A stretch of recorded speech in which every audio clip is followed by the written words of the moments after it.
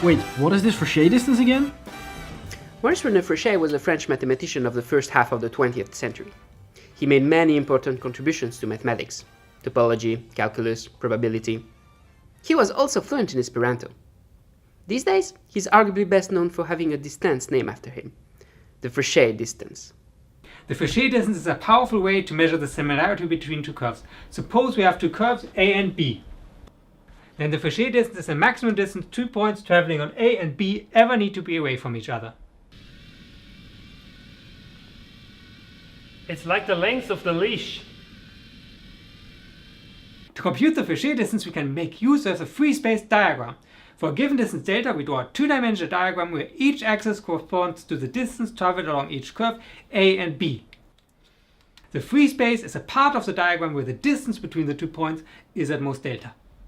Free space diagrams were inspired by the notion of configuration space in, for instance, robotics, and were first introduced in 1995 by Helmut Alt and Michael Godot as a way to approach the Frechet distance. Their seminal work initiated quite a lot of research into the computational complexity of the Frechet distance. The free space diagram is a way to see locally which pieces of the curves are close enough to each other to allow simultaneous traversal within a given distance delta. Once we have the free space diagram, we can test whether the Frechet distance is smaller or larger than delta by searching for a bimonotone path within the free space. We can compute the Frechet distance by optimizing over delta, for instance using parametric search. Whether it's possible to compute the Frechet distance in subquadratic time is still a major open question. What does the free space diagram look like in one dimension? When we think of curves, we tend to think of them living in spaces of 2 or more dimensions. However, mathematically, there's no reason why a curve cannot be embedded in a one-dimensional space, that is, a line. Similarity between one-dimensional curves is an important subject and has applications in time series analysis and signal processing. Since the Frechet distance does not depend on the dimension of the ambient space, we can still use it to measure the similarity between two one-dimensional curves. It's like you and your dog walking back and forth on the same street. A one-dimensional curve is just a sequence of distances alternating left and right, and this restricted motion has a profound effect on the structure and visual appearance of the free space diagram. Let's do some geometry! Because both curves either move in the same direction or in opposite directions, the boundaries of the free space diagram will always be lines of slope 1 or minus 1. For instance, we draw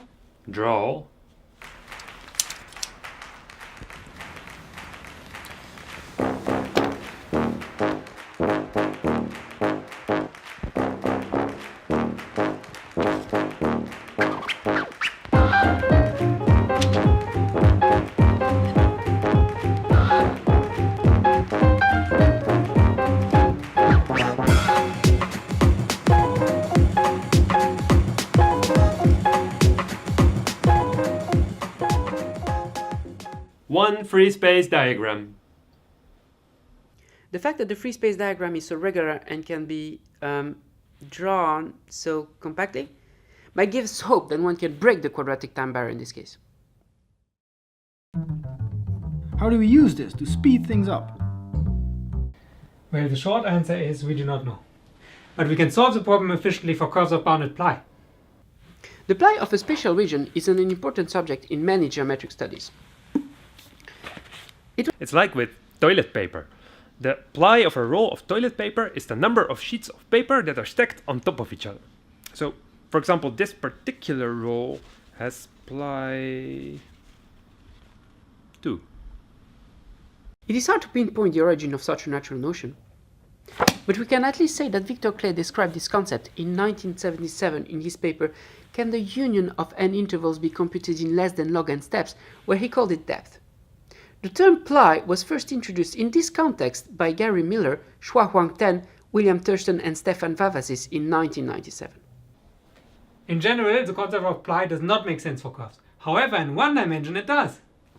The ply of curve A corresponds exactly to the ply of this piece of paper when we fold it in only one direction. For any vertical line, the number of intersections with the boundary of the free space is at most twice the ply of A. The same holds for horizontal lines and the ply of B.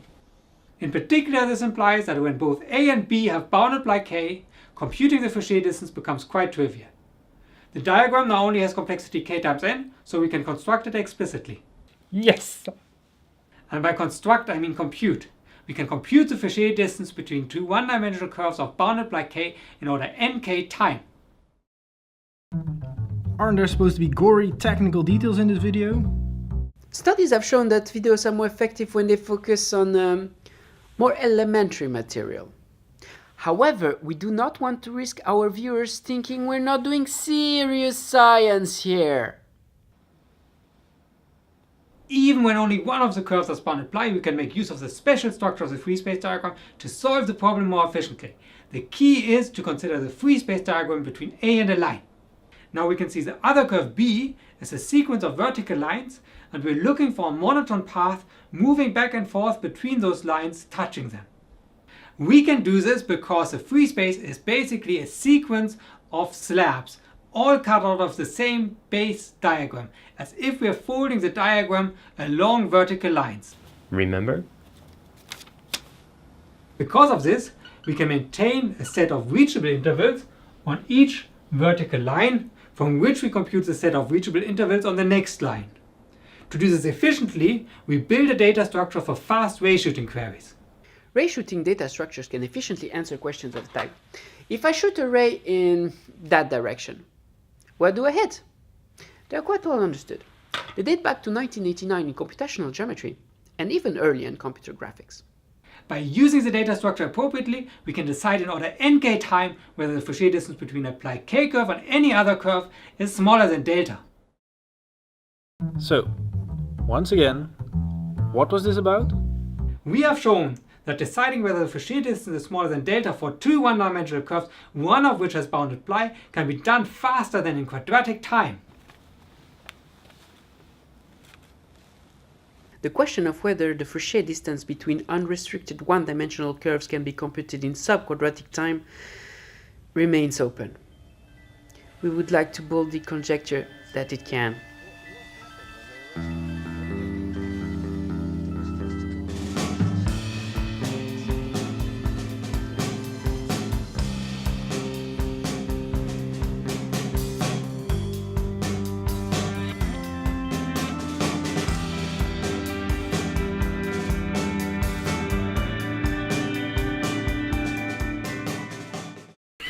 One free space diagram.